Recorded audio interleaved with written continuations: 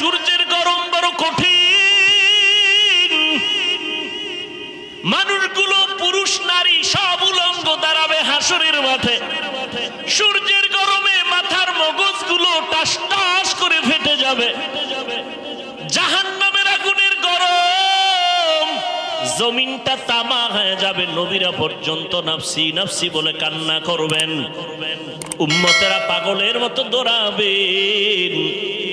আল্লাহ পাক কহারিয়াতের আওয়াজ দিবেন, মারাত্মক আওয়াজ, রাগান্বিত আওয়াজ। লিমানিল মুলকুল ইয়াউম লিল্লাহিল ওয়াহিদিল কাহ্হার। আল্লাহ পাক যখন কুদরতি আওয়াজটা রাগান্বিত হালাতে দিবেন, আজকের দিনের রাজত্ব কার বলিয়া হাসরের ময়দানটা থর থর থর থর করে কেঁপে উঠবে। নবীরা পর্যন্ত গুনাহ নাই কিন্তু কান্না শুরু করবেন। মুসা নবী কাঁদবেন, আল্লাহ আমার উপায় কি হবে? ঈসা নবী কান্না করবেন, আমার কি উপায় হবে? ইব্রাহিম নবী কান্না করবেন, আমার উপায় কি হবে? আদম নবী কান্না করবেন, আমার কি উপায় হবে? নূহ নবী কান্না করবেন, আমার কি উপায় হবে? আল্লাহর নবী আম্মা জান আয়েশাকে বলেন, ও আয়েশা, কিয়ামতের দিন উম্মতেরা পাগলের মতো দৌড়ায়, কোন নবী তাদের একটু সান্ত্বনাও দেয় না। এই উম্মতরা ঘুরতে ঘুরতে ঘুরতে ঘুরতে আমার কাছে দৌড়াইবে। আম্মা জান আয়েশা বলে, নবী আপনাকে কোথায় তারা পাবে? নবী বলেন, আমি আমার মাওলার সামনে মাকামে মাহমুদে সেজদায় পড়ে কাঁদবো। সমস্ত নবীরা নিজেদের জন্য কান্না করবেন। আদম নবী বলবেন, আল্লাহ আমাকে বাঁচাও। মুসা নবী নিজের চিন্তায় কাঁদবেন। ঈসা নবী নিজের চিন্তায় কান্না করবেন। আমি মুহাম্মদ আল্লাহর দরবারে কান্না করে একবারও বলবো না আল্লাহ আমারে বাঁচাও, একবারও আমি বলবো না। আমি আল্লাহর কাছে কদমে পড়ে কাঁদবো আর বলবো, আল্লাহ আমার উম্মতের বাঁচাও, আমার উম্মতের বাঁচাও। আমার একটা উম্মত যেন জাহান্নামে না যায়। ওই জাহান্নামে যদি ধরিয়ে ফেলায় আমার উম্মত, আমি জান্নাতে যাব না। যেই উম্মতের জন্য আমি মুহাম্মদ দান দান শহীদ পর্যন্ত করে ফেললাম, যেই উম্মতের জন্য আমি ঘুমাইতে পারি নাই, যেই উম্মতের জন্য পেটে পাথর বেঁধেছি, ওই উম্মতের জন্য নবী কান্না করবেন। আল্লাহ বলবেন, নবী আপনি কাঁদবেন না, মাথা উঁচু করে আপনার উম্মতগুলো বাছাই করে করে জান্নাতের দিকে নিয়ে আগাইতে থাকেন। আমি আমার উম্মতগুলো ধরে ধরে জান্নাতের দিকে নিয়ে যাব। আম্মা জান আয়েশা রাদিয়াল্লাহু আনহা বলেন, নবী কোটি কোটি কোটি কোটি হাজার কোটি মানুষের ভিতর আপনার উম্মত চিনবেন কি করে? মুসা নবীর উম্মতেরাও থাকবে, ঈসা নবীর উম্মতেরাও থাকবে, আদম নবীর উম্মতেরাও থাকবে। আমার নবী বলেন, ও আয়েশা, আমার উম্মত যারা খাঁটি উম্মত, পাঁচ বেলার ওযু বানাইয়া নামাজ আদায় করেছে, কিয়ামতের দিন নামাজের ওযুর অংশগুলো নূরের আলোতে ঝলমল করা শুরু করবে। আমি নবী দেখে দেখে তাদের জান্নাতের পথে নিয়ে যাব।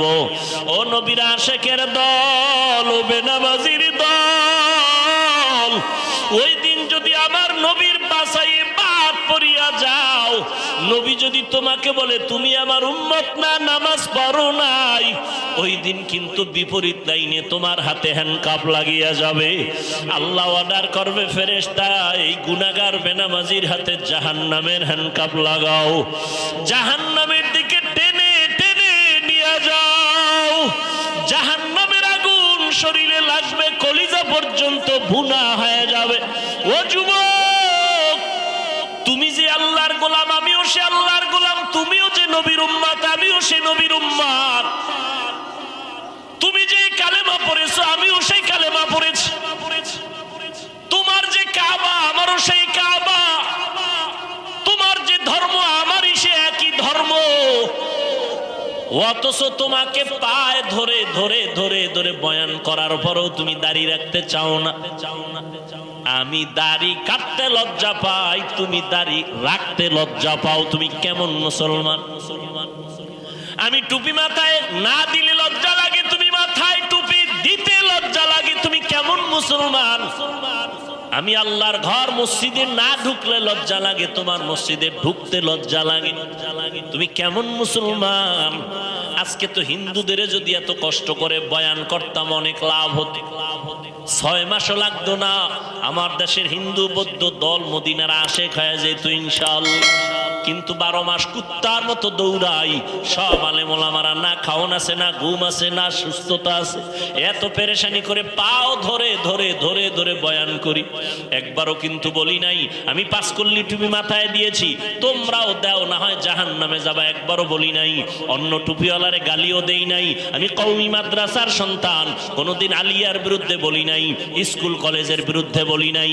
আমি তাবলিগের লাইনের সন্তান, যারা তাবলিগ করে না এদের একটা গালিও দেই নাই। আমি নাবির নিচে হাত বেঁধে নামাজ পড়ি, যারা বুকে হাত বেঁধে নামাজ পড়ে গালি দেই নাই, হিংসা করি নাই। আমরা 20 রাকাত তারাবি পড়নেওয়ালা মুসলমান, 8 রাকাত ওয়ালাদের গালি দেই নাই, হিংসা করি নাই। তুমি আমার 20 রাকাত নিয়ে কেন এত অ্যালার্জি? তুমি আমার কওমি নিয়ে কেন অ্যালার্জি? তুমি আমার টুপি নিয়ে কেন এত তোমার অন্তরে ব্যথা? আমি তোমার আলহামদুর পরে আস্তে আমিন বলি, তুমি জোরে জোরে আমিন বলো। কোনোদিন তর্কে যাই না, গালিও দেই না, হিংসা করি না। তুমি আমার আস্তে আমিন নিয়ে এত অন্তরে কেন এত ব্যথা নিয়ে চলো? আল্লাহর বান্দা, আমি মাদ্রাসায় পড়ুয়া, বলি না স্কুল ছেড়ে দাও, কলেজ ছেড়ে দাও, সব মাদ্রাসায় চলে আসো, একবারও বলি নাই। পাও ধইরা শুধু একটাই বলি, মা বাবার কথা মতো চলো, ওলামায়ে কেরামের পরামর্শ নিয়ে চলো, মদিনার নবীর আদর্শের মালা গলায় লাগাও রে যুবক। একটাই দাবি, ওই এতক্ষণ তোমার সামনে বয়ান করলাম, একটা দলের পক্ষে কথা বলি নাই। এই 5টা জিনিসের দ্বারা আল্লাহ পরীক্ষা নেবেন: ভয়, ক্ষুধা, মালের ঘাটতি, জীবনের ঘাটতি, ফলের ঘাটতি। পাশ করতে হলে একটা পুঁজি লাগবে। 5 পরীক্ষায় পাশ করতে হলে কয় পুঁজি? এক পুঁজির নাম ধৈর্য। এই যে এখানে আপনারা বসছেন, এটাও এই ধৈর্য আবার 3 প্রকার। ইবাদতের বেলায় ধৈর্য, মুসিবতের বেলায় ধৈর্য, গুনাহের বেলায় ধৈর্য। এখানে বসছেন, এটা ইবাদতের একটা অংশ। যাদের ধৈর্য নাই ওরা নাই, যাদের ধৈর্য নাই, ধৈর্য না থাকলে আপনি বসতে পারবেন না, সম্ভব না। যাদের ধৈর্য আছে তারা বসে আছে। এটা হলো ইবাদতের বেলায় ধৈর্য, আর একটা হলো গুনাহের বেলায় ধৈর্য। মানে ফজরের 4 রাকাত নামাজ পড়তে সর্বোচ্চ 20 মিনিট লাগবে। কত মিনিট? কিন্তু অনেকে 20 মিনিটের মজা পায়, ঘুমে না পায়, পাইয়া 20 মিনিটের মজায় 4 রাকাত নামাজ পড়ে না, ঘুমায়। 20 মিনিটের মজায় যে ঘুমাইলো নামাজ বাদ দিয়া, সে ধৈর্যের সাথে উঠতে পারলো না। শাস্তিটা কি, সাজাটা কি 20 মিনিট হবে? ধৈর্য নাই, ধৈর্য নাই।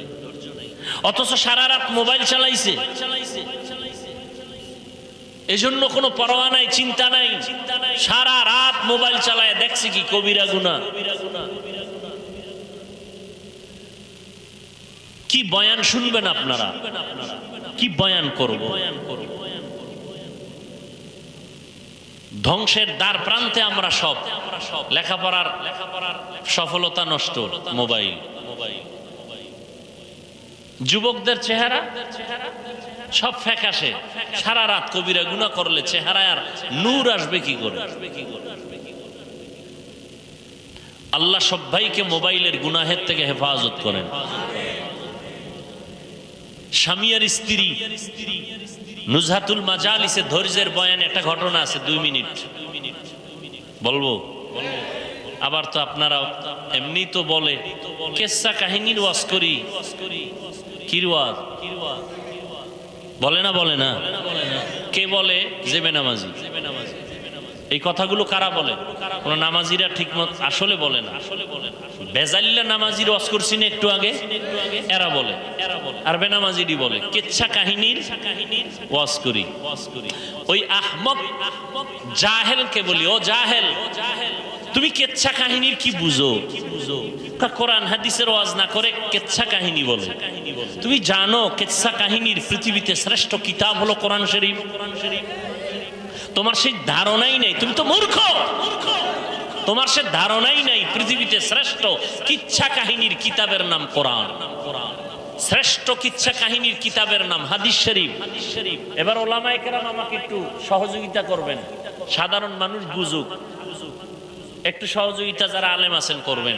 কোরআন শরীফে গরুর কেচ্ছা নাই, বলে সত্য কথা বলেন। হাতির কেচ্ছা নাই, মশার কেচ্ছা, বাঘের কেচ্ছা আছে, সাপের কেচ্ছা আছে, কোরআন শরীফে মাছির কেচ্ছা আছে, কোরআন শরীফে বাঘের কেচ্ছা, বহু কেচ্ছা কাহিনী, 2000-এর উপরে আয়াত আছে শুধু কেচ্ছা কাহিনী, কেচ্ছা কাহিনী, কেচ্ছা কাহিনী। আর আমরা তো ওই কেচ্ছাই বলি যেই কেচ্ছা উম্মতের শুনাইলে মানুষের দিল নরম হয়। আমরা তো সোনা বন্ধের কেচ্ছা বলি না, আমরা তো ওই কেচ্ছা শুনাই যেই কেচ্ছা শুনে মানুষ নামাজি হয়।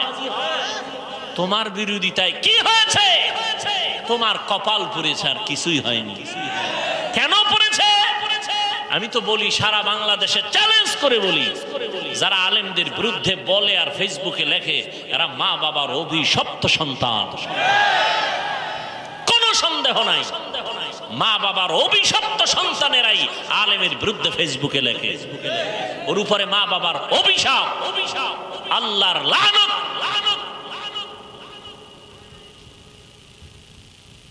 আল্লাহ হেদায়েত দান করুন। কোরআন শরীফে কুকুরের ঘর কিসসা নাই? কি বলবো কন্ত? ওই জাহেলদেরকে কি বলা যায়? এরা বলে আমরা কেচ্ছা কাহিনী রস করি। কি বুঝাতে চাও? জাতিকে কি বুঝাতে চাও? কি মেসেজ দিতে চাও? আমাকে একটা জবাব দিবেন। আপনারা বয়ান কিছু শুনবেন না রাগ আসতেছে দিলে? আমি যদি কোনো ভুল বলি দাঁড়ায় আমাকে একটু স্মরণ করায় দিবেন যে হাফিজ বেটা ভুল হচ্ছে, আমাকে একটু জবাব দিবেন নিরপেক্ষভাবে, কোনো স্বার্থ নিয়ে না, কোনো পক্ষ নিয়ে না। সত্য কথাটা আপনি বলবেন, মানেন আর না মানেন, বলবেন। আচ্ছা বলেন তো, আমার দেশে তাবলীগের দ্বারা ইসলাম ও মুসলমানের কি পরিমাণ ক্ষতি হয়েছে? সত্যটা বলেন। আপনি মানেন না মানেন, স্বীকার করেন, ক্ষতি হয় নাই? সবাই একমত? আচ্ছা, 2, কওমি মাদ্রাসার দ্বারা আমার দেশের মুসলমানের ঈমান ও আমলের কি ক্ষতি হয়েছে? সত্য কথাটা বলেন। নাম্বার 3, আমার দেশে হক পীর আসেনি? আছে। এই আহলে হক পীর মাশায়েখের দ্বারা আমার দেশের মুসলমান ইসলামের কোনো ক্ষতি হয়েছে? বলেন। তাবলীগের কথা শুনে মানুষ কি দাড়ি কেটে ফেলে?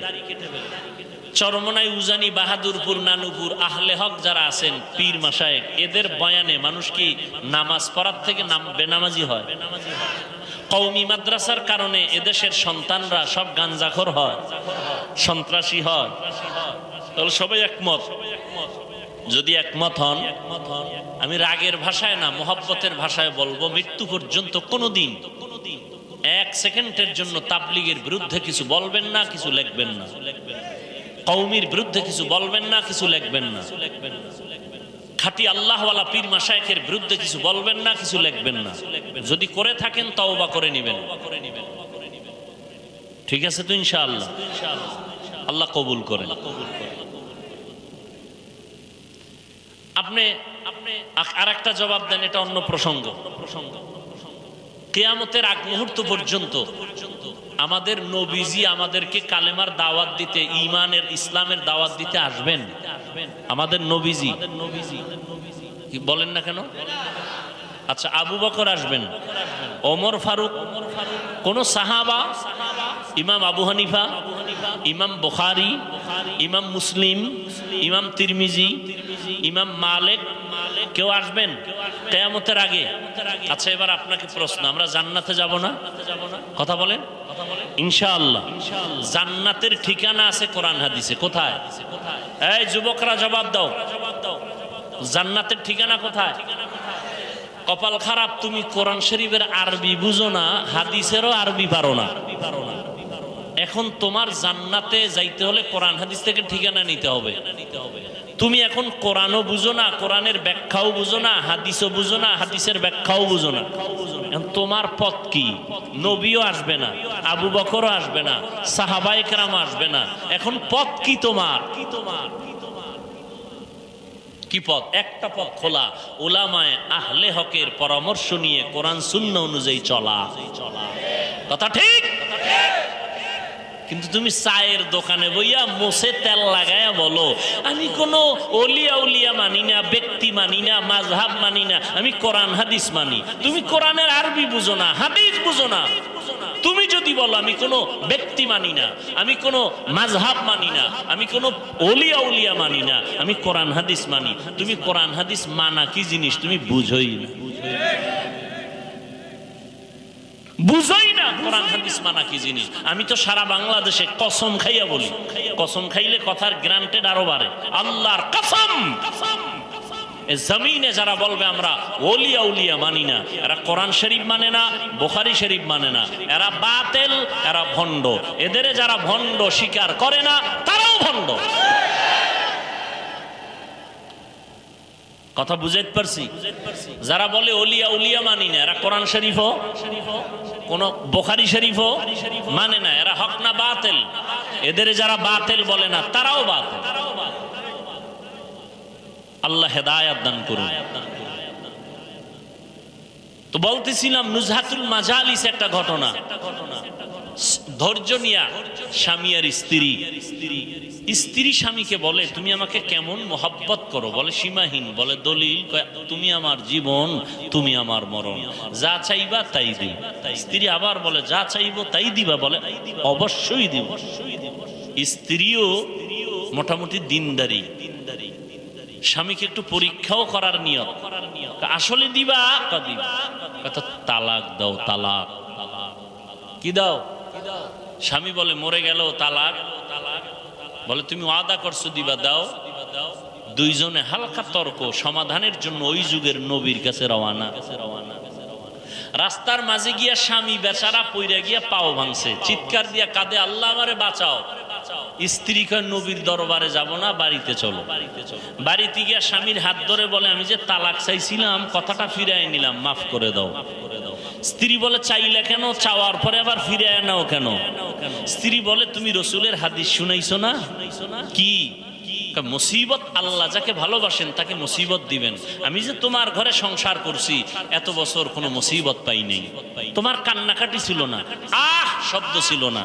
বুঝলাম যেখানে মুসিবত নাই ওখানে খোদার রহমত নাই, আমিও নাই, তালাক চাইছি। কিন্তু যখন রাস্তায় গিয়া পাও ভাঙছে, আল্লাহকে ডাকছো, কান্না আসছে, আহ শব্দ বের হয়েছে, আমি হাদিস অনুযায়ী ভেবে নিলাম রহমত নাজিল হয়েছে। যেখানে আল্লাহর রহমত আছে আমিও আছি।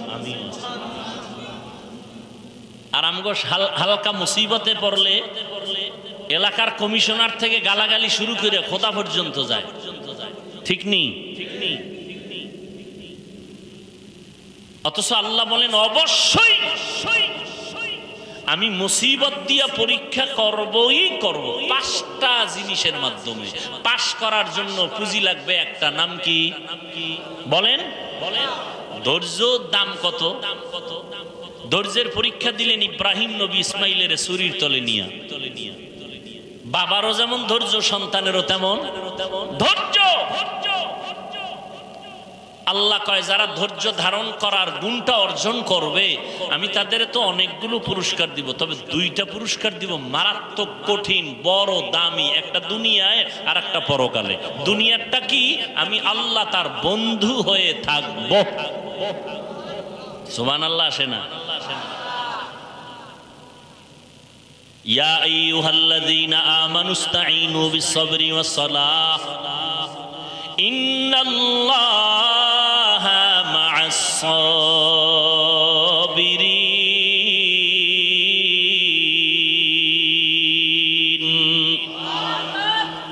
আল্লাহ বলেন আমার কাছে সাহায্য প্রার্থনা করো সালাত ও সবর ও সালাতের মাধ্যমে, নিশ্চয়ই আমি আল্লাহ সাবিরিন যারা ধৈর্য ধারণকারী তাদের বন্ধু হয়ে থাকবো।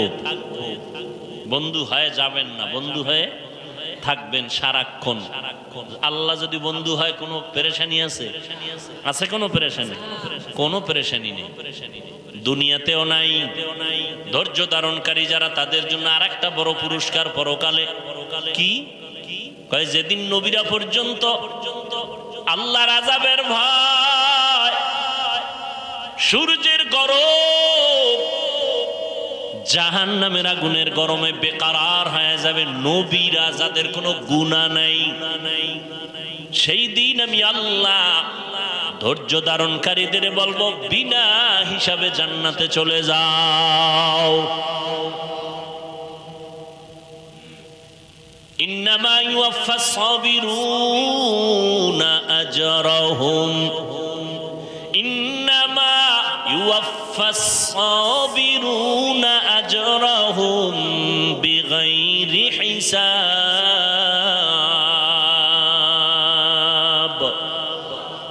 জান্নাত দিবেন বিগাইরে হিসাব। জান্নাত চাইতো ইনশাআল্লাহ হিসাব দিয়া না হিসাব ছাড়া?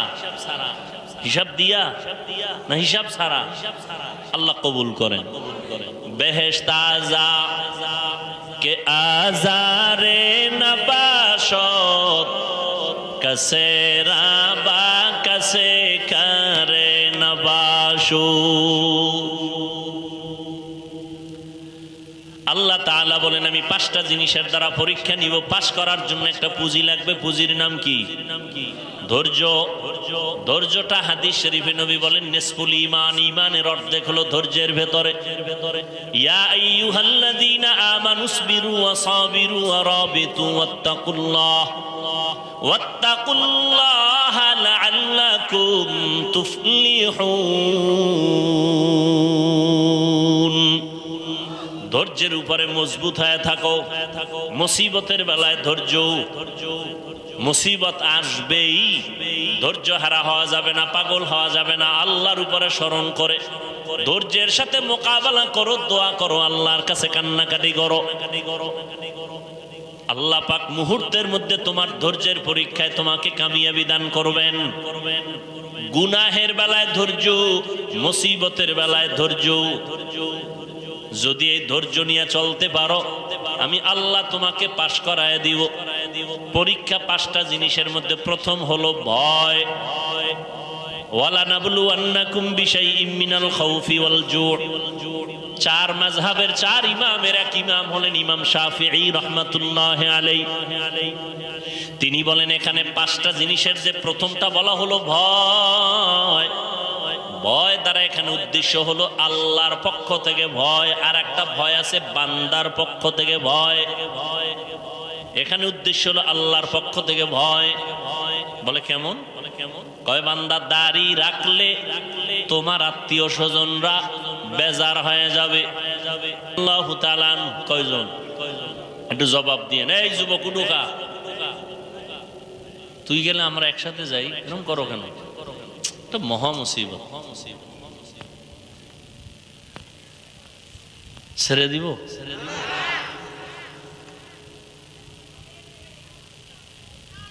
কি ব্যারাম, কি বয়ান করলে এরা বসবে আল্লাহ ভালো জানে।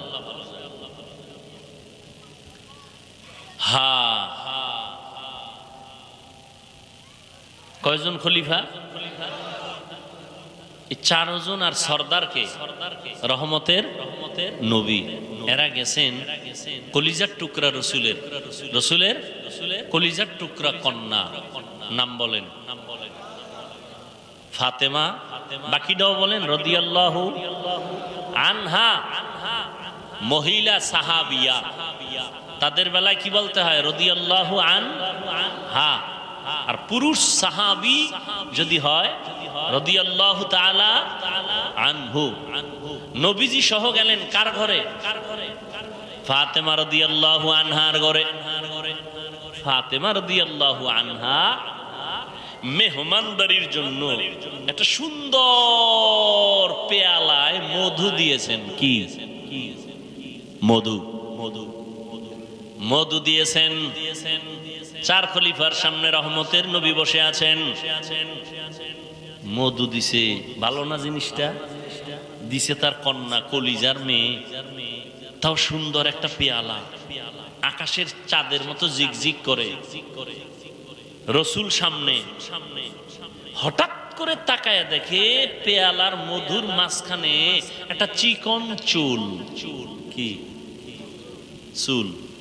ছোট না, অনেক বড়। বড় চুলটা কাদের হয়? পুরুষের না? বর্তমানে বলা মুশকিল, কারণ পুরুষের চুল তো মহিলাদের থেকে লম্বা। ঠিক নেই? স্টাইল মহিলাদের মতো পেছনে খোপা বাঁধে, আবার ভাব লয়, এরা সাধক। কি হাদিস শরীফে স্পষ্ট, যেই পুরুষ মহিলার সাজে সাজবে, যেই মহিলা পুরুষের সাজে সাজবে, জাহান্নাম জাহান্নাম জাহান্নাম। এখন তো আবার ওদিকে গেলে তো আরেক ঝামেলা, কি জেন্ডার? হ্যাঁ, মেয়েরা থাকবে আকার আকৃতিতে মেয়ে, কিন্তু ভাবটা দেখাবে পুরুষের মতো, ঠিক না? আর ছেলেরাও ওই ভাব ধরতেছে।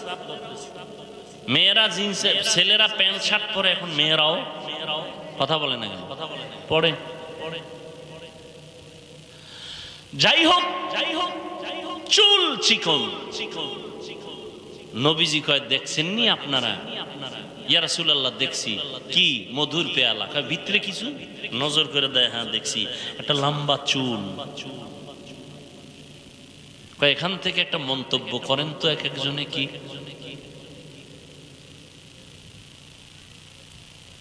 আবু বকর বলে, আমি একটা মন্তব্য করি।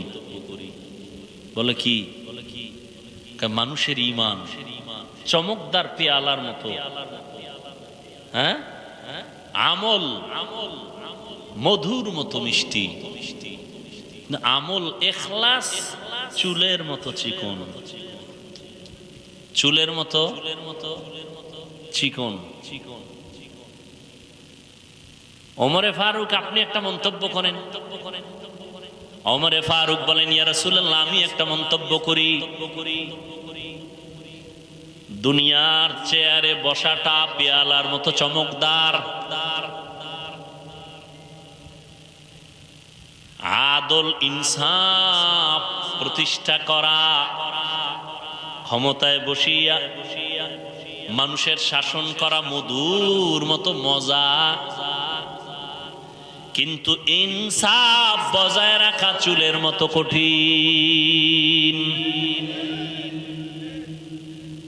চেয়ারেও বইছে, খুব মজা। চেয়ারে বলে একটা ভাবই তো আলাদা। কি ভাব আলাদা। মানুষের বিচার আচার করে, এখানেও একটা মজা আছে না নাই? ডানেও টাকা, বামেও টাকা।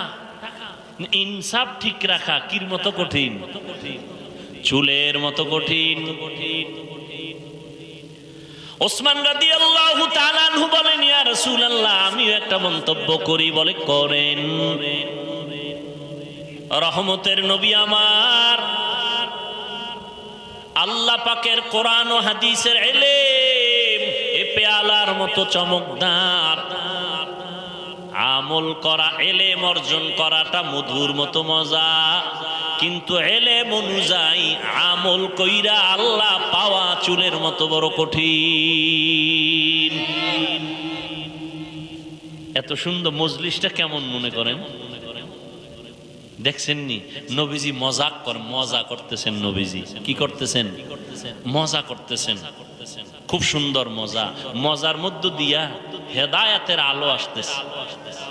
কি আলো আসতেছে?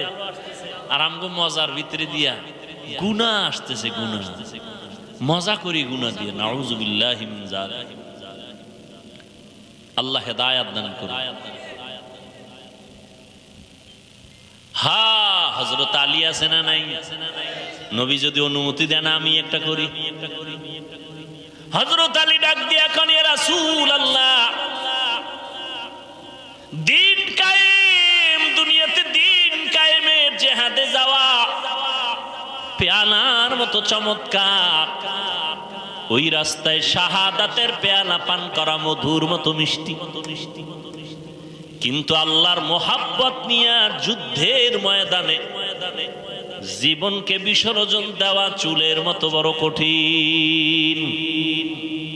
ফাতেমাকে, আব্বা এত সুন্দর মজলিসে মতামত নিতেছেন, আমার একটা নিবেন না? নবী বলেন, মা তুমি বলো, তোমারটাই তো নিতে আসছি, বলো। ফাতেমা রাদিয়াল্লাহু আনহা বলেন, ওরে আব্বা জান, রহমতের নবী আমার, আমি তো নারী হিসাবে নারীদের বিষয়টাই টানি। বলে কি? কয় নারীদের পর্দা করা পেয়ালার মতো চমৎকার, পর্দা রক্ষা করিয়া চলা, চেহারাটা পেয়ালার মতো চমৎকার, আর পর্দা জীবনে কায়েম করা, এটা হলো মধুর মতো মিষ্টি। কারণ যেই মেয়েটা হাত কাউকে দেখায় না, চেহারাটা কাউকে দেখায় না, ওর একটা ভেতরে পাওয়ার থাকে আলাদা, সতীত্ব নষ্ট করে না, এর পাওয়ার আলাদা। ফাতেমা বলেন, ইয়া রাসূলুল্লাহ, কিন্তু বেগানার নজর থেকে নিজেকে বাঁচাইয়া রাখা চুলের মতো কঠিন। বাদ আছে কে? কথা কয় না। নবী কয়, আমি একটা কইতাম না? নবী সবাই কয়, আপনি একটা তো কইবেন ইয়া রাসূলুল্লাহ। এর মধ্যে জিবরাইল হাজির। জিবরাইল কয়, এত সুন্দর মজলিস চলতেছে, আমি কি কমু না? আমি কি বলবো না রে রাসূল? হ্যাঁ বলেন। জিবরাইল ডাক দিয়া বলেন, ইয়া রাসূলুল্লাহ,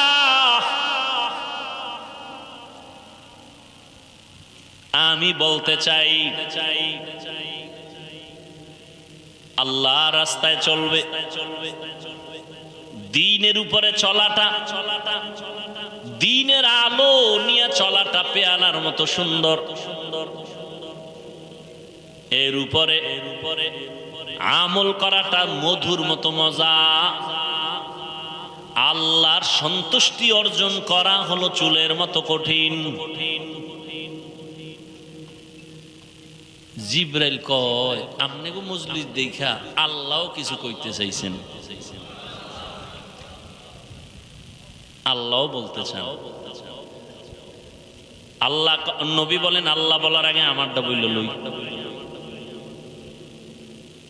নবী বলেন, আমি আল্লাহর মারিফত অর্জন করা পেয়ালার মতো চমৎকার, চমকদার।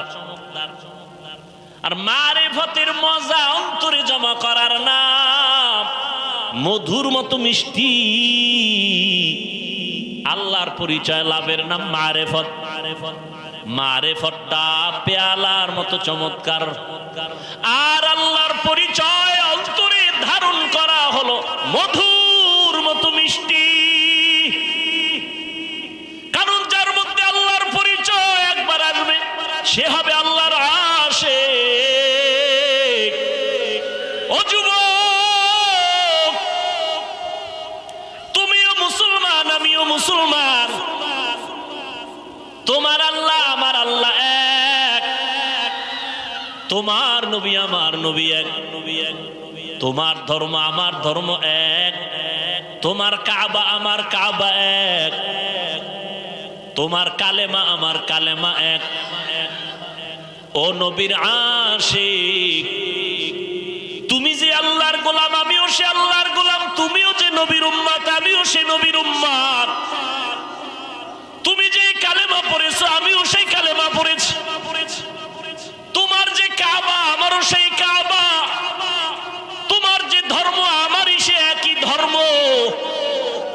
অথচ তোমাকে পায়ে ধরে ধরে ধরে ধরে বয়ান করার পরেও তুমি দাড়ি রাখতে চাও না। আমি দাড়ি কাটতে লজ্জা পাই, তুমি দাড়ি রাখতে লজ্জা পাও। তুমি কেমন মুসলমান? আমি টুপি মাথায় না দিলে লজ্জা লাগে, তুমি মাথায় টুপি দিতে লজ্জা লাগে। তুমি কেমন মুসলমান? আমি আল্লাহর ঘর মসজিদে না ঢুকলে লজ্জা লাগে, তোমার মসজিদে ঢুকতে লজ্জা লাগে। তুমি কেমন মুসলমান? আজকে তো হিন্দুদের যদি এত কষ্ট করে বয়ান করতাম, অনেক লাভ হতো। 6 মাসও লাগতো না, আমার দেশের হিন্দু বৌদ্ধ দল মদিনার আশেক হয়ে যেত ইনশাআল্লাহ। কিন্তু 12 মাস কুত্তার মতো দৌড়াই। সব আলেম ওলামারা না খাওন আছে, না ঘুম আছে, না সুস্থতা আছে, এত পেরেশানি করে পাও ধরে ধরে ধরে ধরে বয়ান করি। একবারও কিন্তু বলি নাই আমি 5 কল্লি টুপি মাথায় দিয়েছি, তোমরাও দাও, না হয় জাহান্নামে যাবা। একবারও বলি নাই অন্য টুপিওয়ালা মাদ্রাসাওয়ালারে গালিও দেই নাই, আমি কওমি মাদ্রাসার সন্তান, কোনোদিন আলিয়ার বিরুদ্ধে বলি নাই, স্কুল কলেজের বিরুদ্ধে বলি নাই। আমি তাবলিগের লাইনের সন্তান, যারা তাবলিগ করে না এদের একটা গালিও দেই নাই। আমি নাভির নিচে হাত বেঁধে নামাজ পড়ি, যারা বুকে হাত বেঁধে নামাজ পড়ে গালি দেই নাই, হিংসা করি নাই। আমরা 20 রাকাত তারাবি পড়নেওয়ালা মুসলমান, 8 রাকাত ওয়ালাদের গালি দেই নাই, হিংসা করি নাই। তুমি আমার 20 রাকাত নিয়ে কেন এত অ্যালার্জি? তুমি আমার কওমি নিয়ে কেন অ্যালার্জি? তুমি আমার টুপি নিয়ে কেন এত তোমার অন্তরে ব্যথা? আমি তোমার আলহামদুর পরে আস্তে আমিন বলি, তুমি জোরে জোরে আমিন বলো। কোনোদিন তর্কে যাই না, গালিও দেই না, হিংসা করি না। তুমি আমার আস্তে আমিন নিয়ে এত অন্তরে কেন এত ব্যথা নিয়ে চলো? আল্লাহর বান্দা, আমি মাদ্রাসায় পড়ুয়া, বলি না স্কুল ছেড়ে দাও, কলেজ ছেড়ে দাও, সব মাদ্রাসায় চলে আসো, একবারও বলি নাই। পাও ধইরা শুধু একটাই বলি, মা বাবার কথা মতো চলো, ওলামায়ে কেরামের পরামর্শ নিয়ে চলো, মদিনার নবীর আদর্শের মালা গলায় লাগাও রে যুবক। একটাই দাবি, ওই এতক্ষণ তোমার সামনে বয়ান করলাম, একটা দলের পক্ষে কথা বলি নাই, এই আওয়ামী লীগের পক্ষে বলছি। সত্য কথা বলো, মানো আর না মানো সত্য স্বীকার করো। আওয়ামী লীগের পক্ষে বলছি, বিএনপির পক্ষে বলছি, বলো। তা তুমি আমাকে দলের দালাল বলো কেন? এই বেয়াদব, এই মা বাবার অভিশপ্ত সন্তান। আমি চরমনাইয়ের পক্ষে বলছি, তাবলিগের দালালি করছি, যে চরমনাই না করলে জাহান্নামী, তাবলিগ না করলে জাহান্নামী বলছি। তা তুমি আমাকে দালাল বলো কেন? তুমি কি বুঝো দালালে? এই বেটা, মদখোরের কাছে আলেম ওলামারা যদি যায়, আর যদি আলেম ওলামা মদখোরের তালে হইরা মদ পান করে, তখন তুমি বলতে পারো এই আলেমরা মদখোরের গোলাম। কিন্তু এমন যদি হয় আলেমরা যাওয়ার কারণে মদখোর হুজুরদের লাইনে টুপি পরছে, দাড়ি রাখছে, নামাজ পড়ে, বিএমপির সাথে ওলামায়ে কেরাম যাওয়ার কারণে যদি ইসলামের উপকার হয়, তো তুমি দালাল বলবো কেন? আওয়ামী লীগের কাছে হাটহাজারীর হুজুর গেছেন, কওমি মাদ্রাসার স্বীকৃতি নিছেন, ইসলামের দাবি পূরণের জন্য যদি যান, তুমি দালাল বলবা? কি পেয়েছো? এই বেয়াদবি, এই দুঃসাহস কে তোমাকে দিয়েছে? ক্লাস 5-এ পড়ে, আলিয়ায় দাখিল পড়ে, কওমি মাদ্রাসায় কাফিয়া শারহে বেকায়া পড়ে, এরকম কিছু বেয়াদব ফেসবুকে একজন বড় আলেমের নামে ফট করে লিখে দেয় দালাল। আল্লাহ হেদায়েত দান করুন। আল্লাহ, এরে যুবক, রহমতের নবী বলেন, আল্লাহর মারিফত অর্জন করা পেয়ালার মতো মজা। মারিফতের মজা যখন অন্তরে লাগবে তখন মধুর মতো মিষ্টি। আল্লাহকে যখন চিনতে পারবা তখন তোমাকে জীবনে কেউ জীবন নিয়ে নিবে, কিন্তু ঈমান কেড়ে নিতে পারবে না। ফিলিস্তিনের দিকে তাকাও, ইসরায়েলি জালেমের গোষ্ঠী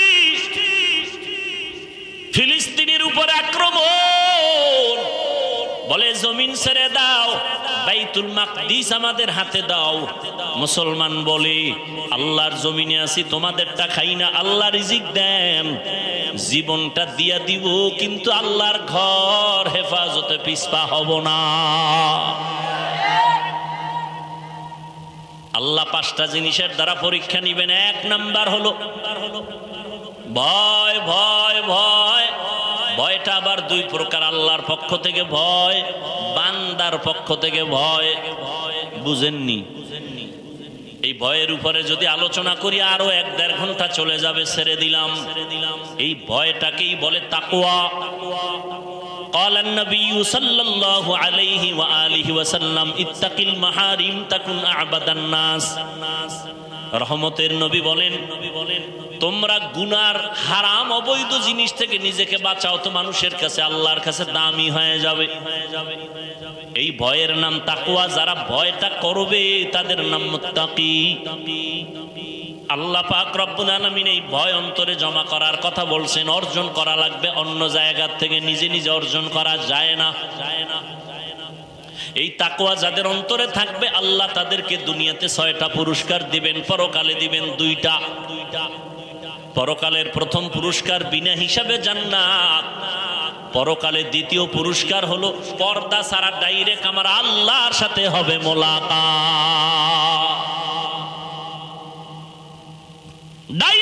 আল্লাহর সাথে মোলাকাত হবে।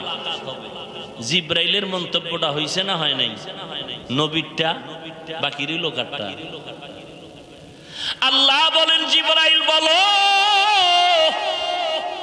এত সুন্দর চমকদার মজলিসের মধ্যে আমি আল্লাহ একটা মত দিতে চাই।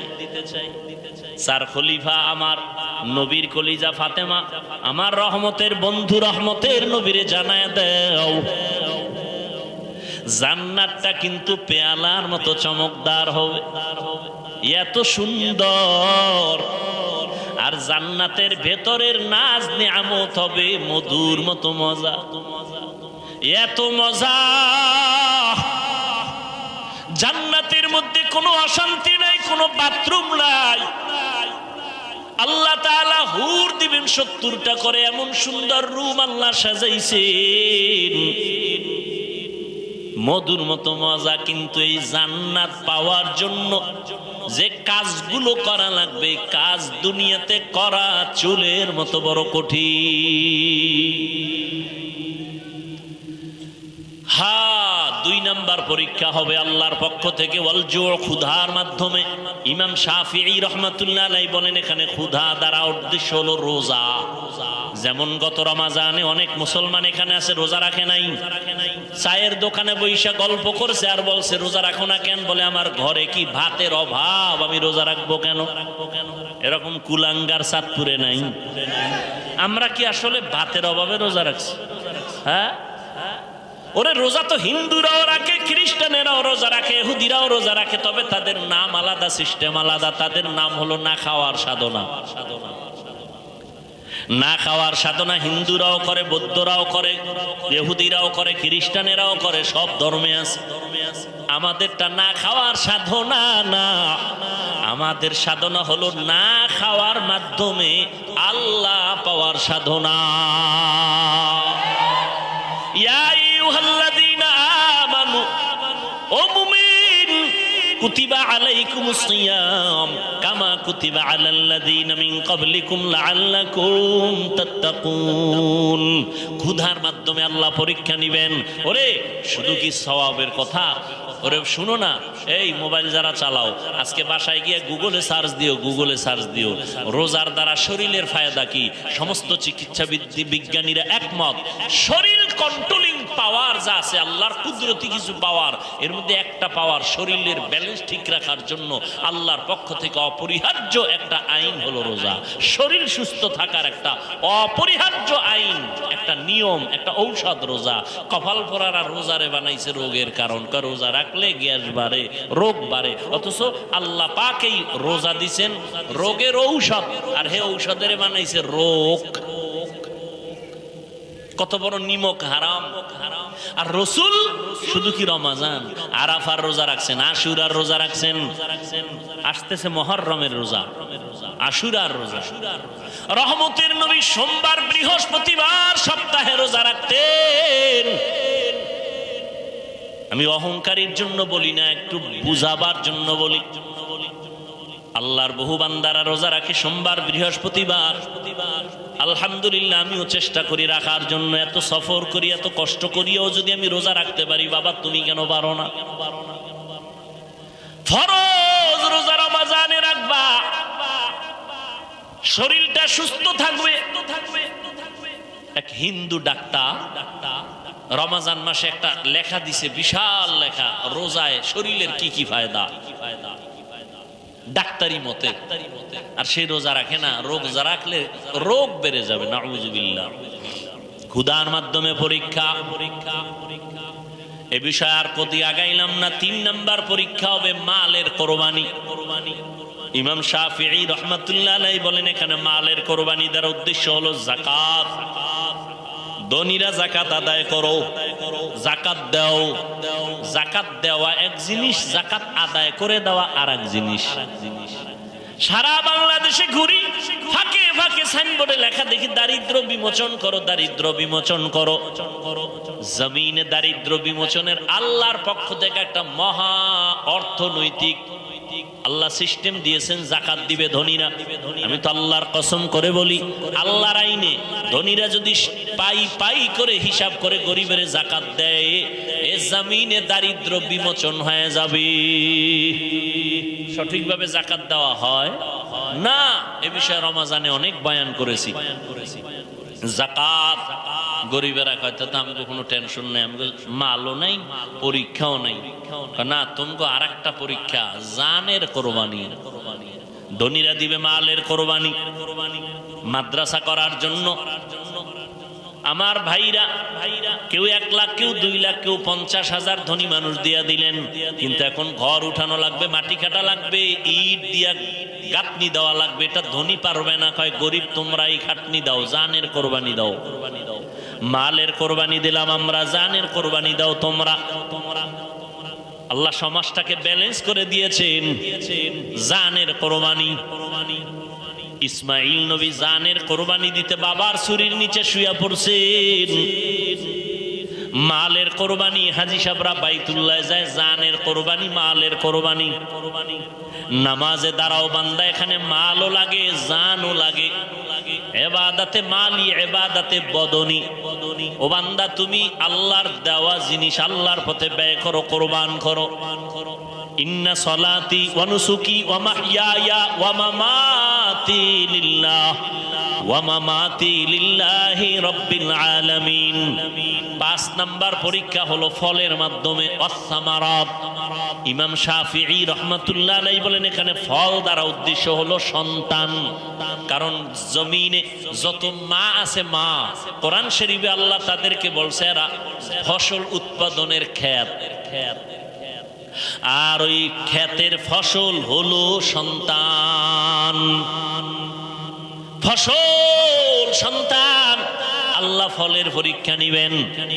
সন্তান আল্লাহ কাউকে দিবেন না, এটাও পরীক্ষা। কাউকে দিবেন, এটাও পরীক্ষা। আবার কাউকে দিয়া নিয়ে যাবেন, এটাও পরীক্ষা। সন্তান দেওয়ার ক্ষমতা আল্লাহর, নেওয়ার ক্ষমতাও আল্লাহর। ছেলে দেয় আল্লাহ, মেয়ে দেয় আল্লাহ, ঠিক নি? আল্লাহ পরীক্ষা করেন। লিল্লাহি মুলকুস সামাওয়াতি ওয়াল আরদ ইয়াহাবু লিমান ইয়াশাউ ইনাসাও ওয়া ইয়াহাবু লিমান ইয়াশাউ যুকুর আও ইউযাওবিজুহুম যুকরানা ওয়া ইনাসা ওয়া ইয়াজআলু মান ইয়াশাউ আকিমা ইন্নাহু আলিমুন কাদির। আল্লাহ বলেন আসমান জমিনের চাবিকাঠি ক্ষমতা আমার হাতে। আমি আল্লাহ কাউকে ছেলে দেই, কাউকে মেয়ে দেই, কাউকে দোনোটা দেই, কাউকে কোনোটাই দেই না। পরীক্ষা কার? ছেলে সন্তানকে দেন, আল্লাহ দিয়ে নিয়ে যান। সাহাবী যুদ্ধের ময়দানে হাজির, ঘরের মধ্যে স্ত্রী আর বাচ্চা, একটার কেউ নাই। সাহাবী যুদ্ধের ময়দানে চলে গেলেন। যুদ্ধ শেষ করে গাজীর মর্যাদা নিয়ে বাড়ি আসলেন। আল্লাহর কুদরতি পরীক্ষা, ঘরের মধ্যে মহিলা আর মহিলার বাচ্চা ছাড়া কেউ নাই। ওই বাচ্চাটা স্বামী বাড়িতে আসার আগে, একদিন আগে মরে গেছে। স্ত্রী একটা বিছানায় শোয়াইয়া একটা চাদর দিয়ে রাখছে, মনে হয় ঘুমায়। রাতে স্বামী ঘরের মধ্যে আসেন, স্ত্রী আনন্দে বরণ করেছেন, খানা দানা আপ্যায়ন করেছেন। স্বামী এক পর্যায়ে বলে, বিবি আমার সন্তানের কি হালাত? স্ত্রী কতটা হেকমত লাগায় জবাব দিলেন।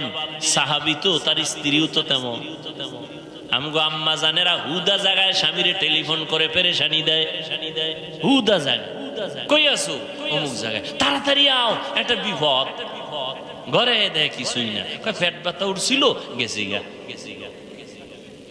এইরকম সাহাবায়ে কেরাম, এমন আল্লাহ তাদের নেয়ামত দান করেছেন। নেককারিন স্ত্রী একটা স্বামীর জন্য বড় নেয়ামত। স্বামীকে পেরেশানি দেয় না, বরং স্বামীর পেরেশানিটা নিজেও ভাগ করে নেয়। ও স্বামী, তুমি অল্প টাকা কামাই করো, কোনো টেনশন নিবে না, আল্লাহ বরকত দিবে। এইটা যদি একজন নারী কয়, স্বামীর আর দুনিয়াতে কি চাই? ঈদে জামা কাপড় আনতে পারে না, স্বামীর মাথা গরম, একা একা পারে না, মইরা যায়, কান্না করে। বিবি স্বামীর হাত ধইরা, ও স্বামী আমার, বাচ্চা দুইটা আছে, একটা আছে, তিনটা আছে, ওদের কিছু কাপড় দাও, আমার কোনো কাপড় লাগবে না। আল্লাহ যেদিন তোমারে টাকা দিবে সেই দিন তুমি আনবা। এখন আমরা কোন রকম চলবো ইনশাআল্লাহ, কোনো টেনশন নিবা না। এমন একটা সাহস যদি আম্মা জান স্বামীরে দেয়, ওই স্বামী কোনোদিন হালাল টাকা ছাড়া কারো হক নষ্ট করে হারাম টাকা ঘরে নিবে না। আর যেই মহিলা খালি স্বামীর টাকা চুরি করে, চুরি করে বড় স্টেশন দৌড়ায়, ঠিক নি? এরপরে হকাস মার্কেটে যায়, আরো কত কত নতুন নতুন মার্কেটে দৌড়ায়, ঠিক নি? স্বামী যত আনে নাই, যত আনে নাই, যত আনে নাই। আল্লাহর কসম, স্বামী যদি হালাল ভাবে টাকা রুজি করে আর স্ত্রী যদি স্বামীর অজান্তে টাকা ডান বাম করে, ওই কামাইতে কোনোদিন বরকত ওই সংসারে হবে না। এজন্য একটা প্রবাদ আছে না, সংসার ধ্বংস হয় না, সংসার ধ্বংস হয় নারীর কারণে, সংসার ধন্য হয়, কথা কয় না, রমণীর গুণে। ভালো একটা নারী ঘরে আনিস রে যুবক, ইডেন কলেজে যাইস, দামি দামি নারী বয়ে রইস, জাহাঙ্গীরনগরে যাও, চাঁদপুরে বিভিন্ন পার্কে যাও, বড় স্টিনে যাও, ডানা কাটা ভরি ঘরে নিয়ে আইও। ডানা কাটা ভরি মানে কি? এই ভরি খালি ডানাই কাটবে। বিয়ার সিঁড়িতে পাও দিয়া শাশুড়ির ডানা কাইটা কয় তোর মা খারাপ, ডানা কাটা একটা শেষ। কয়েকদিন কয় তোর বাপটাও কি করুম, কয় চাঁদপুর থাকবি, কহ তা শহরে বাসালাম, না হয় ঢাকায় ল। ঢাকায় যাইয়া স্বামী একদিক, স্ত্রী আর একদিক, কিছু টাকা আত্মসাৎ করে কয় তোর ডানাও কাটলাম গেলাম, ডানা কাটা ভরি। এরে যুবক, জীবনটা নষ্ট করিস না রে যুবক, চরিত্র অমূল্য সম্পদ। ভালো একটা নারী ঘরে নিস, দুনিয়াতে জান্নাতের ঘেরান নাকে পাইয়া খবরে যাবি। আল্লাহ সবাই রে কবুল করে। বুড়ারা কি আর একটা করবেন? তো কি বুঝছে আমিন কইলেন? খায় চলে একা দুইটা সমানে, এখন দুই বিয়ার ওয়াজ চলে না, বেশি বিয়া করো, বেশি বিয়া করো, হ্যাঁ দুই বিয়া কইরা শান্তিতে আছে। 1 কোটি মানুষের মধ্যে একজন পাবেন কিনা সন্দেহ। বড় বউয়ের মন খুশি কইরা কবরে যাওয়া বড় বড় বড় বড় হাজার বড় থেকে কঠিন। একজনে 4 বিয়া করছে, কয় বিয়া? তো একজনে জিগায় ভাই আপনি 4 বউর হক আদায় করেন? কহ কেমনে? কয় ছোট বউর লগে থাকি আর 3 বউর লগে মোবাইলে সারি, হক আদায় কর। 4 বিয়ার ওয়াজ চলে, কিন্তু আল্লাহ যে একটা রেড সিগন্যাল দিয়ে রাখছে, আয়াতটার মধ্যে খবর নাই। ওয়া ইন খিফতুম, যদি তুমি স্ত্রীদের মধ্যে ইনসাফ বজায় না রাখতে পারো, খবরদার ফাওয়াহেদা একটা নিয়ে থাকো, না হয় স্ত্রী তোমার জাহান্নামে যাওয়ার কারণ হয়ে যাবে। আল্লাহ মাফ করুন। সব ধ্বংসের পেছনে মোবাইল। হ্যাঁ যুবকেরা, চরিত্র সুন্দর করো, ডাক্তার হও, আদর্শবান হও, ইঞ্জিনিয়ার হও, আদর্শবান হও। জীবনে সম্মান দেখবা কাকে বলে? দুনিয়ার মানুষ তোমার পায়ের নিচে গুরু বুগুর গুরু করো, সম্মান। চরিত্র লাগবে, চরিত্র আর লাগবে শারীরিক সুস্থতা। চরিত্র ঠিক রাখতে হলে রাতের ঘুম, মোবাইল থেকে দূরে থাকো। সুস্থ থাকার জন্য অপরিহার্য কর্তব্য রাতের ঘুম। কয় দোনোটাই নষ্ট করছে এই রাতের ঘুমও নাই, চরিত্রও ঠিক নেই। কার কারণে? মোবাইলের কারণে। রাতের ঘুম নাই তো শরীর নষ্ট। দেখো না, কার্টুন দেখতে দেখতে যুবক নিজেই কার্টুন হয়ে গেছে। চেহারার মধ্যে কোনো উজ্জ্বলতা নাই, তাকাইলে মায়া লাগে না। মাত্র 25, 26, 27 বছর বয়স যুবকের চেহারা ভাল্লুকের মতো, চুলগুলো উল্লুকের মতো। কবিরা গুনাহ করে সারা রাত। আর এখন নতুন মরণের আরেক ফাঁদের নাম বাইক। কি বাইক ওখানে বইলেই শরীর খালি আগুন লাগে, আগুন গরম হয়। আর পেছনে যদি বিপরীত পার্স থাকে তো আরো আগুন। আল্লাহ হেদায়াত দান করুন। আবার ঢুকেও যায় ট্রাকের তলে নেই, একসাথে 2 জন 11 জন।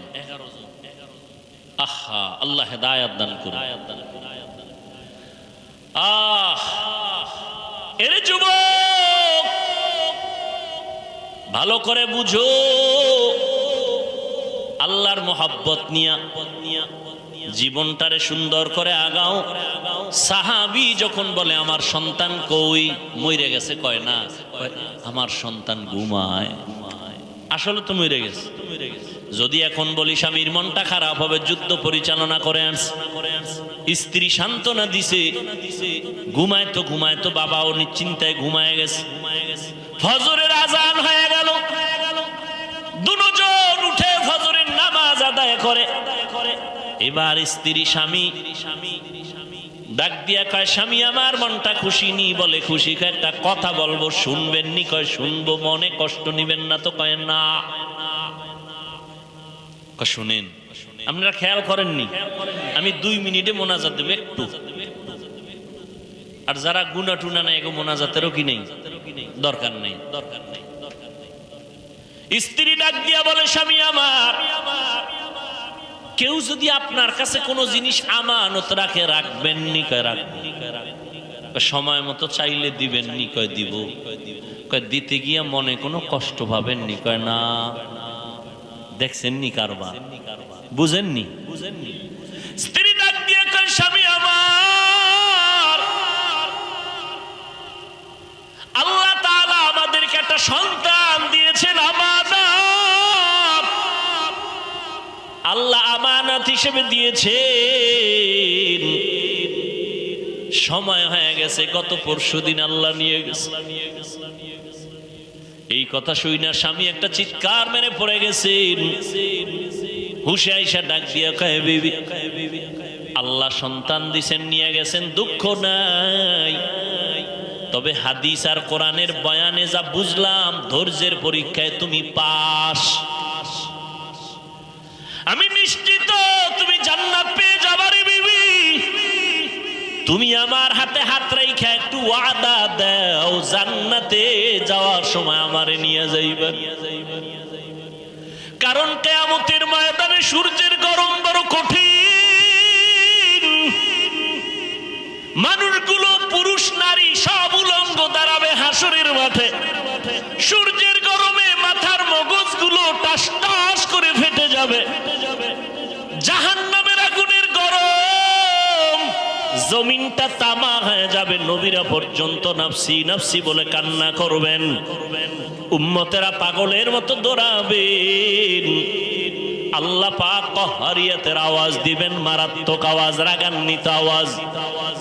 লিমানিল মুলকুল ইয়াউম লিল্লাহিল ওয়াহিদিল কাহ্হার। আল্লাহ পাক যখন কুদরতি আওয়াজটা রাগান্বিত হালাতে দিবেন, আজকের দিনের রাজত্ব কার বলিয়া হাসরের ময়দানটা থর থর থর থর করে কেঁপে উঠবে। নবীরা পর্যন্ত গুনাহ নাই কিন্তু কান্না শুরু করবেন। মুসা নবী কাঁদবেন, আল্লাহ আমার উপায় কি হবে? ঈসা নবী কান্না করবেন, আমার কি উপায় হবে? ইব্রাহিম নবী কান্না করবেন, আমার উপায় কি হবে? আদম নবী কান্না করবেন, আমার কি উপায় হবে? নূহ নবী কান্না করবেন, আমার কি উপায় হবে?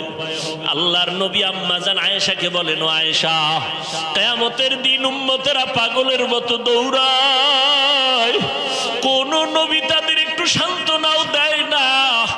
এই উম্মতরা ঘুরতে ঘুরতে ঘুরতে ঘুরতে আমার কাছে দৌড়াইবে। আম্মা জান আয়েশা বলে, নবী আপনাকে কোথায় তারা পাবে?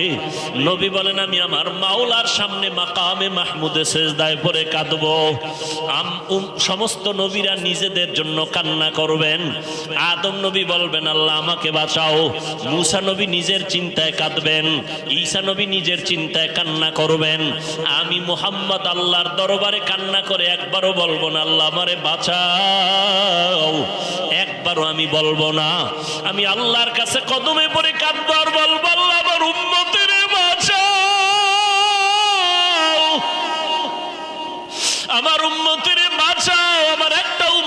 যেন জাহান্নামে না যায়, ওই জাহান্নামে যদি ধরিয়ে ফেলায় আমার উম্মত, আমি জান্নাতে যাব না।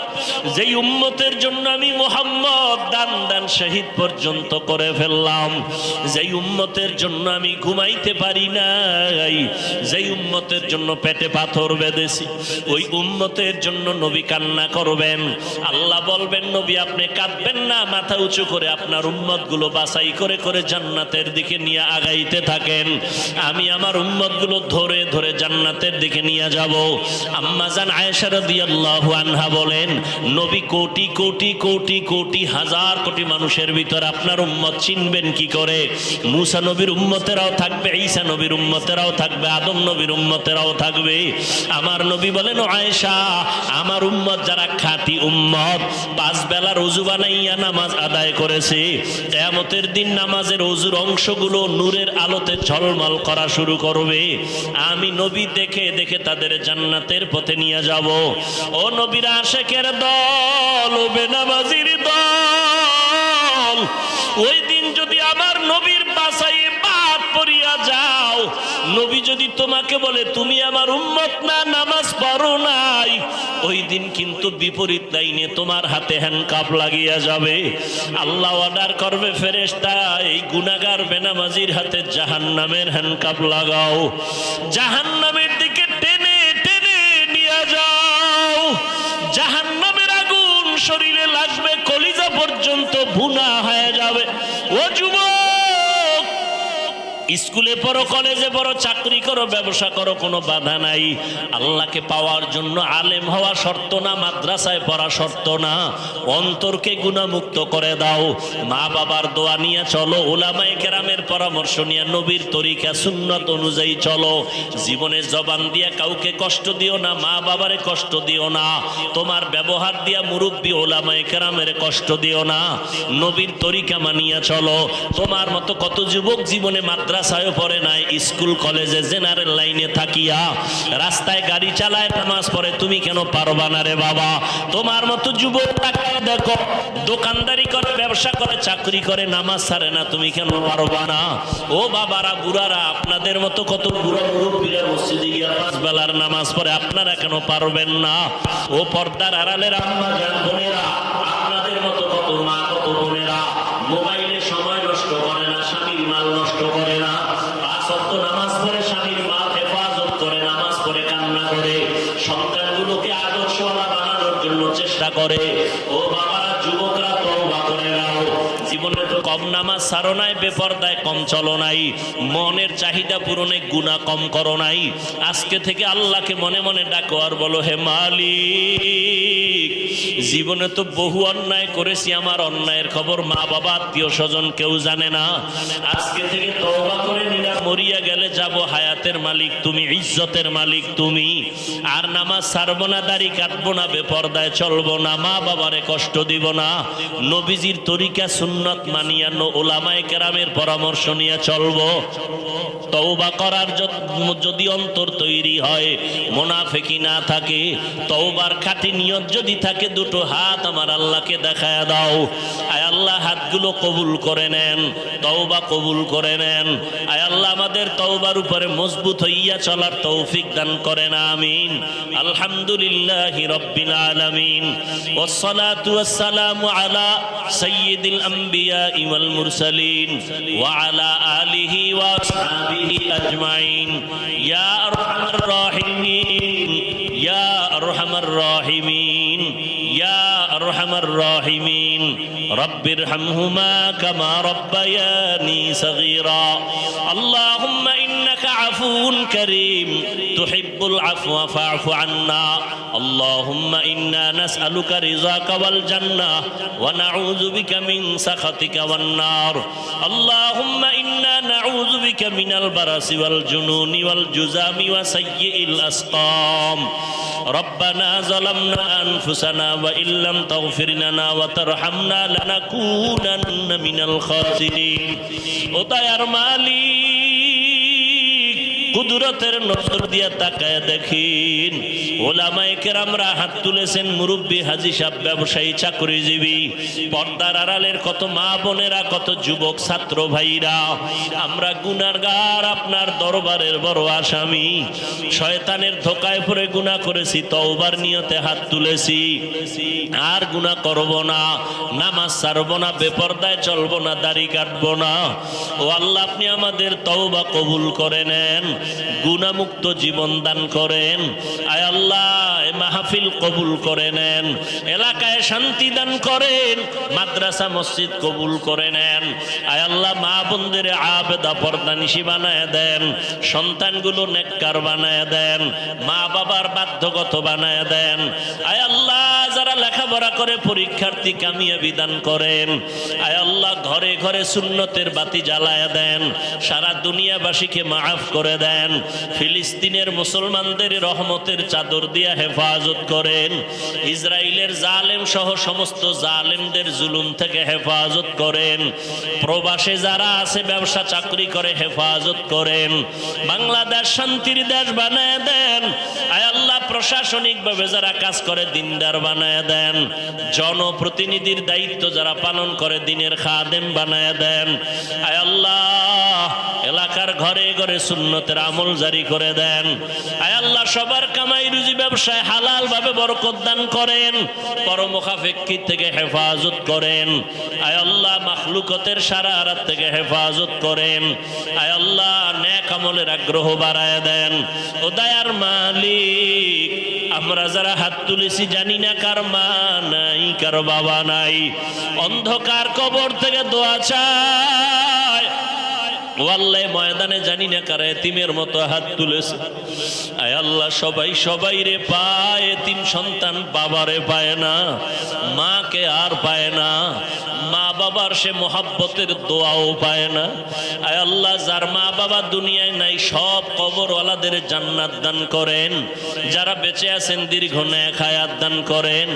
অসুস্থ যারা, সুস্থতার নেয়ামত দান করেন। আম্বিয়ায়ে কেরাম, সাহাবায়ে কেরাম, শুহাদায়ে কেরাম, আউলিয়ায়ে কেরাম, আসাতেজায়ে কেরামদের মাকাম জান্নাতে বাড়ায় দেন। আয় আল্লাহ, আমাদের দিলের নেক আশা পূরণ করে দেন। রিয়া, হাসাদ, কিবির দূর করে ইখলাস দান করেন। ওলামা, তলাবা, উম্মতের অন্তরে ইজ্জত বাড়ায় দেন।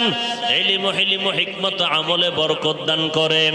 চলার পথে হেফাজত করেন আল্লাহ। জালেমদের জুলুম থেকে হেফাজত করেন। বাতিনি দুশমন থেকে হেফাজত করেন। আয় আল্লাহ, বাতিলের মোকাবেলায় বিজয় দান করেন। মিথ্যা মামলা থেকে চিরমুক্ত করে দেন। বিবাহ চাকরির সমস্যায় যারা আছে, সমাধান করে দেন। আয় আল্লাহ, আমাদের হালাল বরকতি রিজিকের ব্যবস্থা করে দেন। আয় আল্লাহ, নবীজির রওজা মোবারক বাইতুল্লাহ জিয়ারতের জন্য কবুল করে নেন। আয় আল্লাহ, নবীর সুন্নাতওয়ালা জিন্দেগি আমাদের দান করেন। হিম্মত, শক্তি, সাহস বাড়ায় দেন। আওয়াজে, কথায়, রুহানিয়াতে স্পষ্টতা বাড়ায় দেন আল্লাহ। আয় আল্লাহ, ইখলাসওয়ালা জিন্দেগি দান করেন। আয় আল্লাহ, সমস্ত মুসিবত থেকে হেফাজতের ব্যবস্থা করে দেন। আয় আল্লাহ, সমস্ত খেদমতগুলো ময়দানে ভরপুর কামিয়াবির সাথে কবুল করে নেন। আয় আল্লাহ তাআলা, মেহেরবানি করে ইজ্জতওয়ালা জিন্দেগি দান করেন। আমাদের জানমাল, আহাল, পরিবার হেফাজতের ব্যবস্থা করে দেন। নবীজির মোহাব্বতে আমাদের দোয়া কবুল করে নেন। সাল্লাল্লাহু তাআলা আলা খাইরি খালকিহি মুহাম্মাদ ওয়া আলিহি ওয়া আসহাবিহি আজমাইন। আমিন আমিন আমিন বিরহমাতিকা ইয়া আরহামার রাহিমিন।